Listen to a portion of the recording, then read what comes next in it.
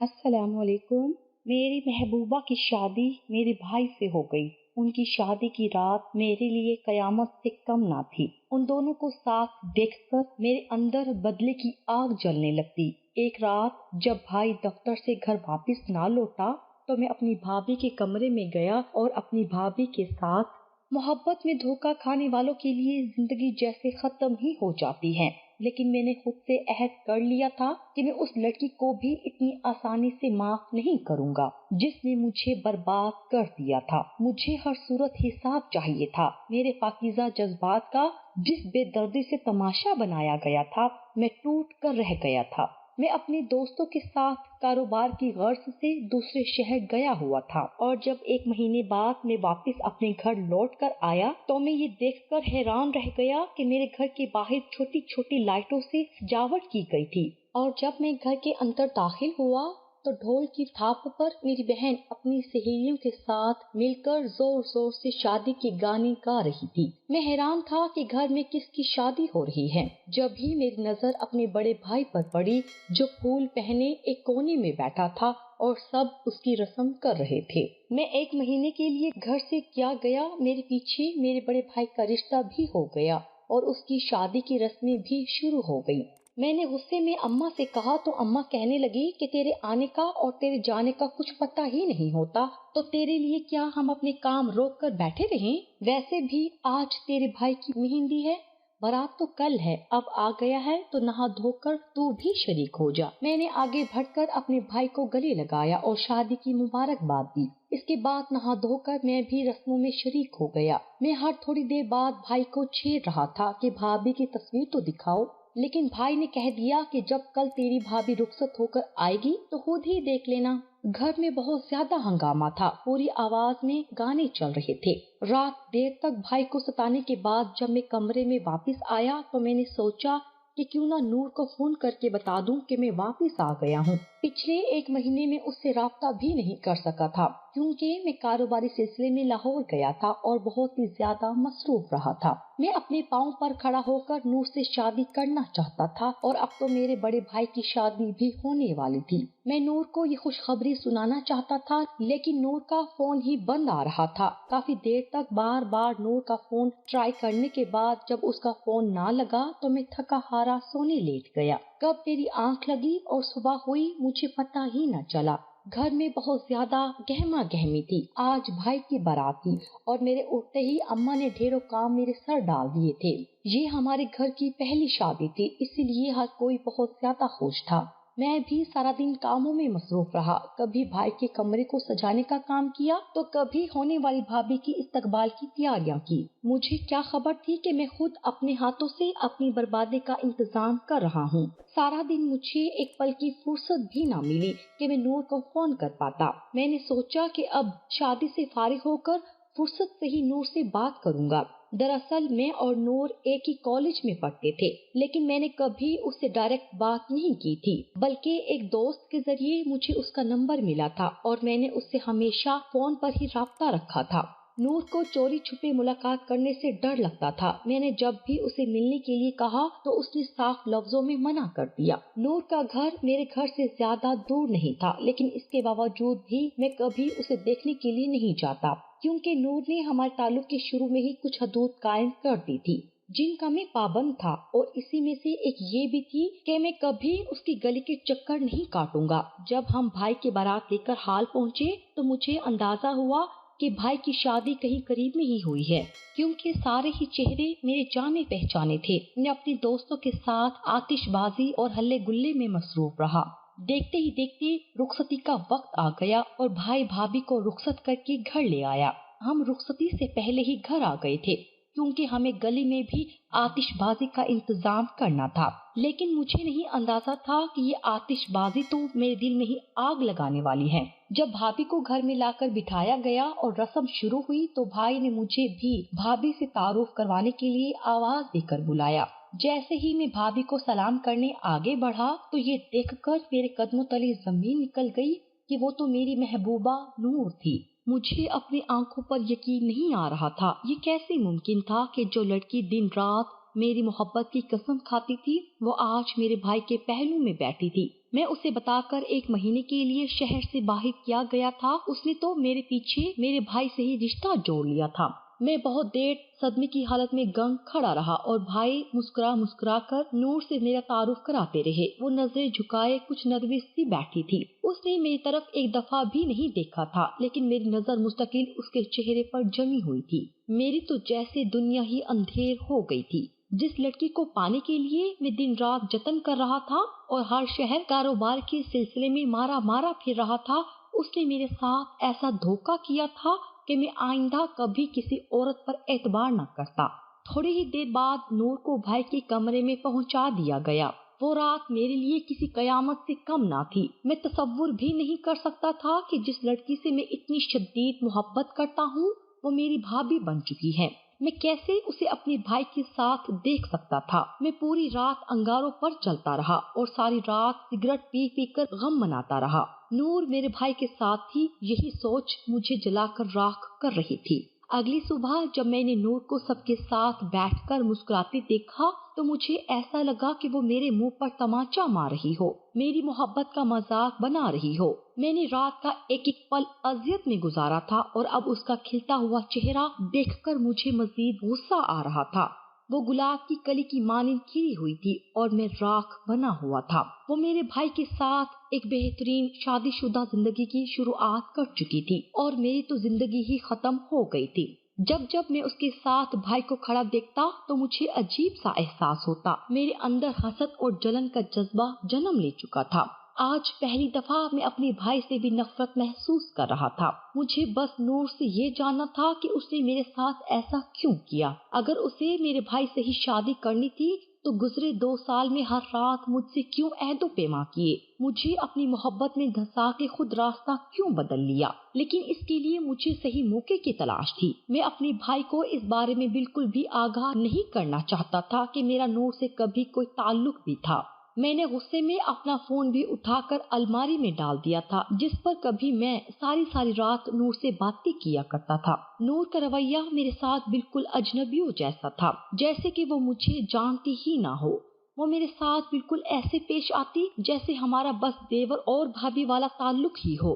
پرانے کسی تعلق کی کوئی رمق اس کے چہرے پر نظر نہ آتی۔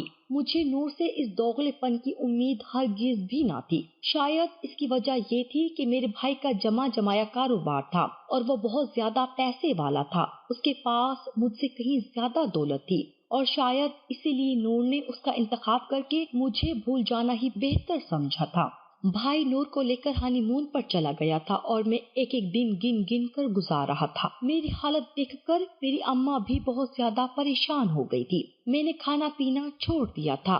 میں ہر وقت خود کو اپنے کمرے میں بند رکھتا اور اب تو میں کاروبار کے لیے بھی کوئی محنت اور کوشش نہیں کر رہا تھا۔ میں پچھلے 1 سال سے کاروبار کے لیے جی جان لگا رہا تھا کیونکہ مجھے نور سے شادی کرنی تھی، لیکن اب میری زندگی کی واحد وجہ ختم ہو چکی تھی، اسی لیے اب مجھے کسی بات میں کوئی دلچسپی نہیں تھی۔ اماں نے بہت دفعہ مجھ سے پوچھا بھی کہ اگر کسی لڑکی کو لے کر کوئی بات ہے تو میں انہیں بتا دوں، لیکن میں انہیں کیا بتاتا کہ میں تو ان کی بڑی بہو سے ہی محبت کرتا ہوں اور اس کے بغیر میری زندگی ممکن ہی نہیں۔ بھائی اور نور ہنی مون سے بھی واپس آ گئے تھے۔ نور کا رویہ میرے ساتھ ابھی بھی بالکل عام سا تھا، لیکن ہمیشہ باتوں میں اسے کسی نہ کسی حوالے سے پرانی باتیں یاد دلانے کی کوشش کرتا، لیکن وہ ایسے انجان بنتی کہ میں حیران رہ جاتا۔ جس نور سے میں محبت کرتا تھا وہ تو میرے ساتھ جینے مرنے کی قسم کھاتی تھی۔ اس کا ہر انداز ہی بہت جذباتی تھا۔ اس نور کو تو چھوٹی باتوں پر غصہ آ جایا کرتا تھا، لیکن یہ نور تو بالکل مختلف تھی، بہت زیادہ سلجھی ہوئی اور نرم مزاج۔ میں اب زیادہ تر وقت گھر سے باہر گزارنے لگا تھا۔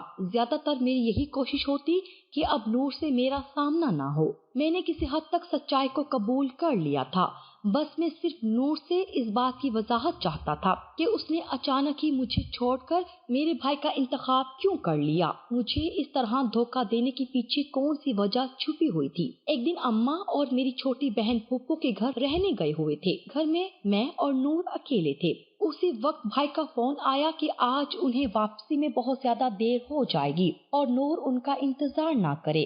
जब भाई का फोन नूर के पास आया तो उस वक्त मैं भी वहीं मौजूद था। मुझे लगा कि यही सही मौका है कि जब मैं नूर से बात कर सकता हूँ। जैसे ही नूर भाई से बात करके अपने कमरे में गई तो मैं भी उसके पीछे भाई के कमरे में चला गया। मुझे अपने कमरे में देखकर नूर हैरत से पूछने लगी कि क्या काम है। मैंने नूर से कहा कि ज्यादा अनजान बनने की जरूरत नहीं, मैं सिर्फ इतना जानने आया हूँ कि तुमने मुझे इतना बड़ा धोखा कैसे दे दिया। मैं तो तुम्हारी खातिर दर दर की खाक छान रहा था और तुमने मेरे भाई के साथ ही घर बसा लिया। ये सुनकर नूर के चेहरे का रंग बदल गया और वो कहने लगी, क्या बकवास कर रहे हो, मेरे कमरे से दफा हो जाओ और आइंदा मेरे कमरे में कदम ना रखना। मैंने नूर से कहा कि इतनी आसानी से तो मैं नहीं जाऊंगा, जब तक तुम मेरे सारे सवालों के जवाब नहीं दोगी मैं तुम्हें नहीं बख्शूंगा। नूर ने साफ लफ्जों में कहा कि वो नहीं जानती कि मैं किस बारे में बात कर रहा हूँ। मैंने नूर से कहा कि जब मेरे साथ जीने मरने की कसम खाई थी तो फिर मेरे भाई के साथ शादी क्यों की। तुमने सिर्फ मुझे ही नहीं बल्कि मेरे भाई को और मेरे घर वालों को भी धोखा दिया है। नूर ने गुस्से में कहा कि अभी और इसी वक्त मेरे कमरे से दफा हो जाओ, वरना मैं तुम्हारे भाई को तुम्हारी हकीकत बताऊंगी। मैंने नूर से कहा कि बताने के लिए तो मेरे पास भी बहुत कुछ है, बेहतर यही है कि इस बात को सही तरीका से यही खत्म कर दो। मुझे वो वजह दो कि जिस वजह से तुमने मुझे छोड़कर मेरे भाई से शादी की है।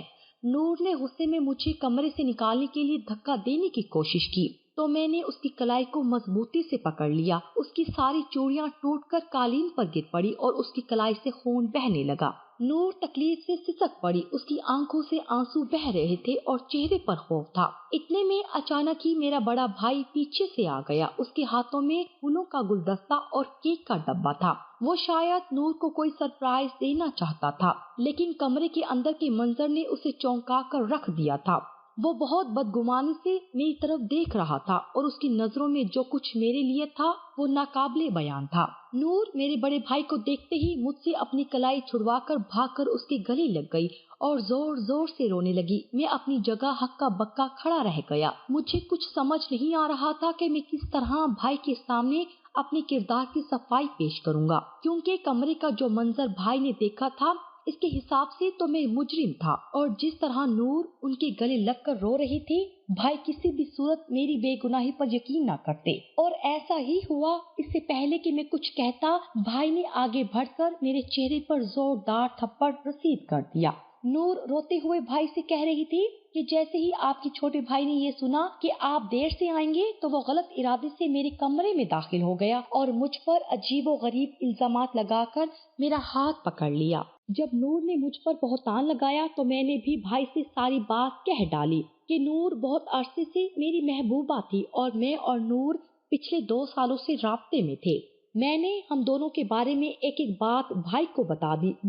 वो बेयकीनी से नूर की तरफ देखने लगे, लेकिन नूर ने मेरी हर बात को इल्जाम कहकर मुस्तरद कर दिया और किसी भी बात को मानने के लिए इनकार कर दिया। नूर कह रही थी कि मैं खुद को बचाने के लिए अब इस पर इल्जामात तराश रहा हूँ। भाई ने मुझसे कहा कि अगर मैं अपनी बात को साबित कर सकता हूँ तो साबित करके दिखाऊं, वरना ये घर छोड़कर कहीं दफा हो जाऊं।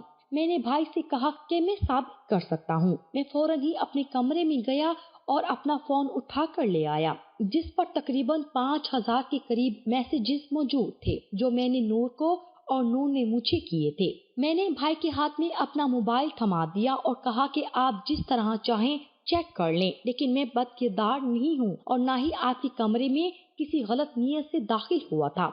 मैं तो सिर्फ इतना ही जानना चाहता था कि नूर ने मुझे इतना बड़ा धोखा क्यों दिया। मैसेजेस देखकर ना सिर्फ भाई की बल्कि नूर की आंखें भी फैल गई थी।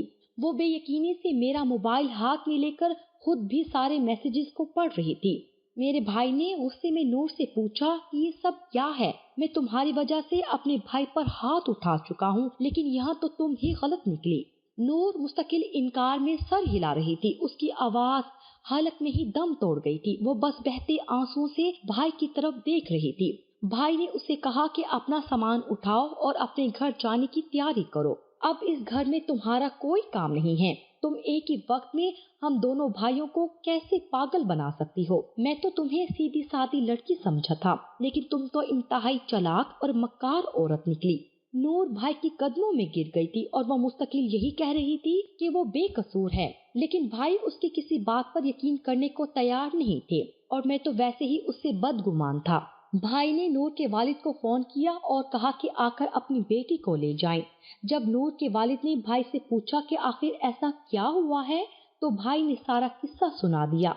कुछ ही देर में नूर के वालिद और वालदा आ गए थे और साथ में नूर की छोटी बहन भी आई थी। भाई ने नूर के वालिदैन को इज्जत से बिठाया और कहा कि अब वो नूर को इस घर में नहीं रख सकते हैं क्योंकि नूर ने उनके भरोसे को ठेस पहुंचाई है।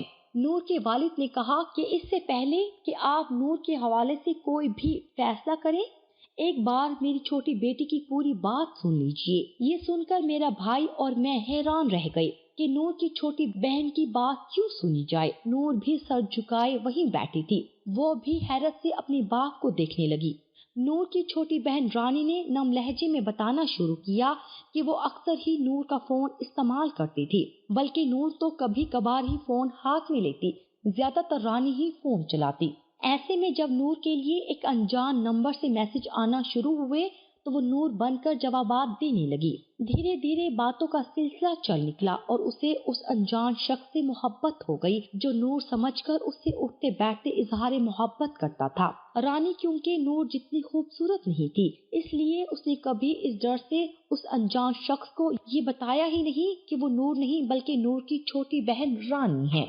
उसे डर था कि अगर वो अपनी हकीकत बता देगी तो वो शख्स उसे बात करना खत्म कर देगा, लेकिन वो नहीं जानती थी कि उसकी इस गलती का खमियाजा एक दिन नूर को इस तरह भुगतना पड़ेगा, जो इस सारे किस्से से वाकिफ ही नहीं थी और उसे किसी भी अनजान शख्स के बारे में कोई इल्म नहीं था।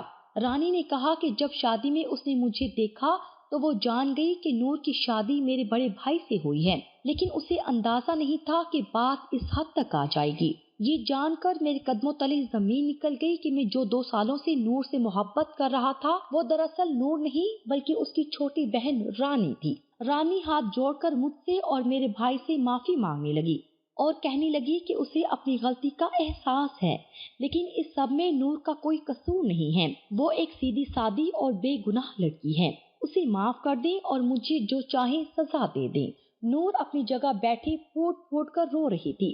मेरे भाई ने उठकर उसे गले लगा लिया और उससे माफी मांगी कि उन्होंने उस पर शक किया। मेरे भाई ने मेरी तरफ देखा। मैंने रानी से कहा कि मैं एक ही सूरत में उसे माफ कर सकता हूँ कि अब अगर वो मेरी जिंदगी में शामिल हो जाए और नूर की कमी पूरी कर दे। ये सुनकर रानी ने हैरत से मेरी तरफ देखा। मैंने रानी के वालिद से कहा कि मुझे उस लड़की से मोहब्बत थी जिससे मैं फोन पर बातें करता था। अगर वो रानी है तो इसका मतलब है कि मुझे रानी से ही मोहब्बत है और मैं रानी से ही शादी करना चाहता हूँ। कल जैसे ही मेरी वालदा घर आएंगी तो मैं रानी के लिए बाकायदा रिश्ता भेजने को तैयार हूँ। मैंने नूर से भी माफी मांग ली। वो बेकसूर होते हुए भी बहुत सजा भुगत चुकी थी और मेरी वजह से उसके हाथ भी जख्मी हो गए थे, लेकिन नूर ने कहा कि वो जानती है कि इस सब में मेरा कोई कसूर नहीं, धोखा तो मैंने भी खाया है।